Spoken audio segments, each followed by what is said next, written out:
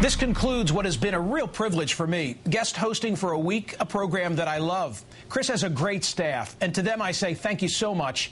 It's a pretty heady experience to come to Rockefeller Center, across from Radio City, and work in an iconic building familiar to most Americans. There have been some good moments that made the air, and a few interesting ones that didn't. I think it's been a pretty good week, but I have a few regrets. I probably should not have asked newly sworn-in Senator Chris Coons if he was paddled as part of his initiation. But I am glad that I admitted to Senator-elect Richard Blumenthal that I once wrongly told Chris that he'd never win. And maybe my commentary about Roger Waters of Pink Floyd was ill-suited for the Hardball audience.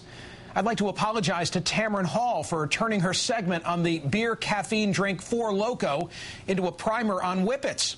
You know, they do the Jimmy Fallon show across the hall. I had no idea that the British voice that I heard a few nights ago was Daniel Radcliffe, or I would have tried to score an autograph for our sons.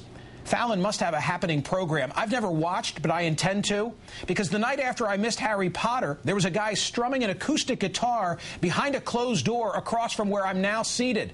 It was Bruce Springsteen. I didn't meet him either. The closest I came was giving a nod to little Steven Van Zandt, who for me will always be Silvio. Speaking of celebrity moments, I had a brief but nice chat with Rachel Maddow.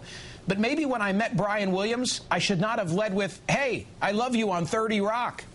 My personal goal this week was to not create anything for YouTube. I thought that I'd made it until a producer named Chris Pendy told me that he cut some tape of me exhibiting a few of my idiosyncrasies during commercial breaks. Da da do do do. Ba ba ba ba ba ba ba ba ba ba ba. Do do do do do do do do do do.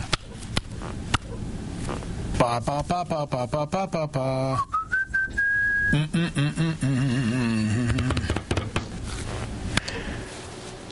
I'm going home now, but not before I stroll past the 75-year-old Norway spruce that's in a stand out front next to the ice rink.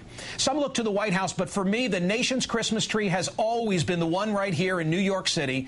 This year's tree was donated by Peter and Stephanie Acton. Peter Acton is 38 years old. He's a veteran New York City firefighter and a 9/11 responder.